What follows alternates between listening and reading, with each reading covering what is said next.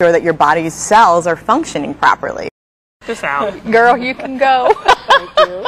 But we have got one great guest today. I'm scared of her, though. Yes, Trulie. Her name is Trulie Ankerberg, and she's a dietitian. And she's going to help us, we hope, to get healthier. How about it, Trulie? Yeah. Can you help us here, us women? I hope so.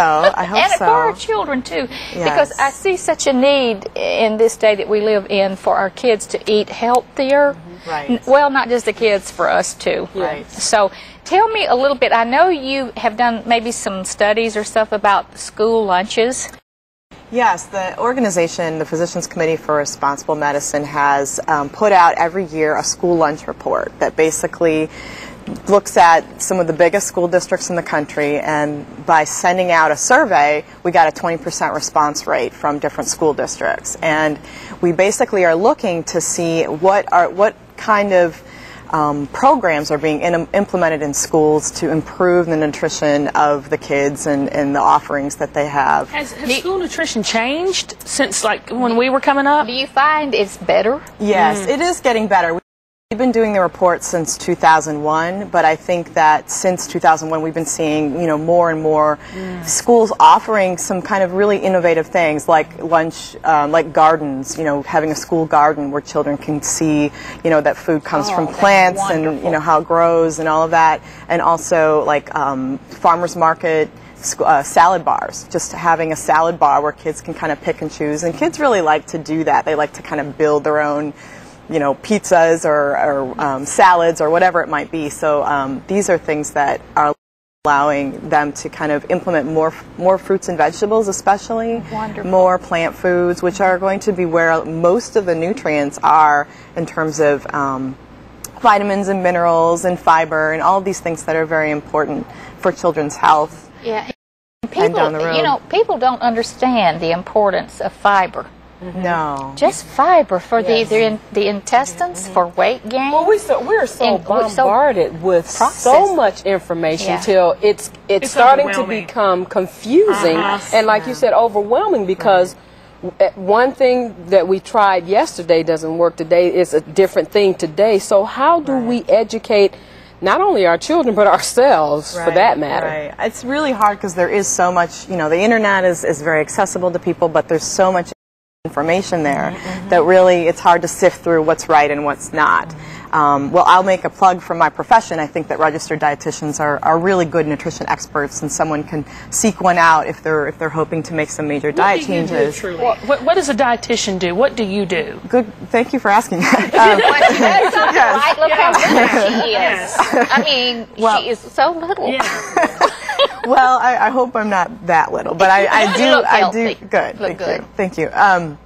A registered dietitian is someone who has met standards for nutrition and education in terms of satisfying an exam, a registration examination encompassing a broad variety of topics in nutrition and in clinical medical nutrition therapy and all these kinds of things, working in a hospital and helping people with diabetic diets and things like that, but also just helping the everyday average person.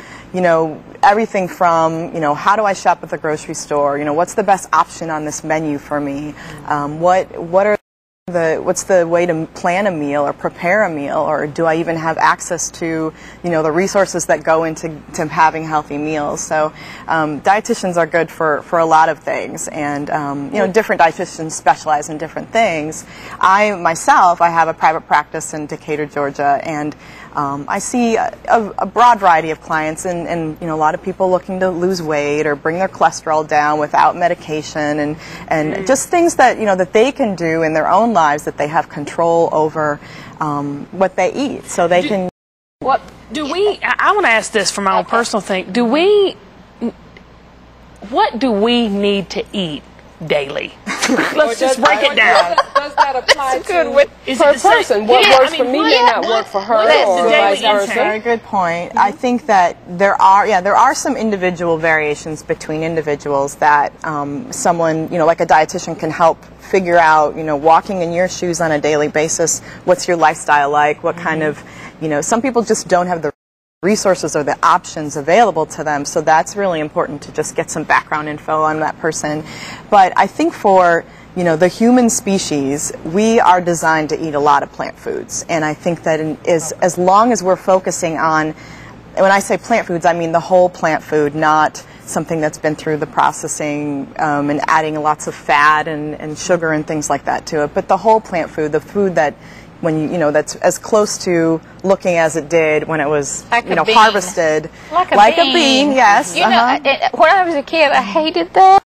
I said, "Want those beans?" And now that I'm grown, I have found out how nutritious a bean is. It's a protein. It's full of fiber. Right. It's in its original state. Right. You have to add the water, but it's so nutritious for you. And that's the way I have found, since I've grown up, that foods that I didn't like back then, that my mother fixed, broccoli, how great broccoli is for you. And it has so many vitamins and nutrients in it. If we could get our kids to eat broccoli, is the deal. I love it with Velveeta cheese melted well, I guess you do. Does that count? Little mayonnaise here. Yeah, all the fat and things. But a minute ago, Trulie, you were talking about going to the grocery store. Right. And, if people would just think about how a grocery store is laid out, they would know. Right. Because, all the bad things for you that you're going to look at is in the aisles, going up and down those aisles, and the good things for you are on the outside of the aisles. But, we kind of miss that and go up and down and see the chips and the cookies and the all the things we were brought up on, and all the things that we have in school today. I went to my children. I went to Grandparents' Day at two of my grandchildren's school, and I was shocked. I mean, there was Cokes, sodas. Yeah. There was a cracker machine, candy machine in the lunchroom. Right. And now, where do you think those kids are going to go? Are they going to go over there and get the good things for them, which may not be that much better, but the Coke and the chips and all that certainly isn't. Well, parents and schools, I think, are fighting an uphill battle because of that. I mean, because of the advertising and just the availability of so much junk food at very low prices. And very low prices. That's amazing. Junk food is lower. And then when you think about healthier foods, it's more expensive. Well, what about organic? You were talking about everybody's lifestyle. Not everyone can afford organic, which is my preference. I just feel like that's better for you. You don't get all the pesticides in it and everything.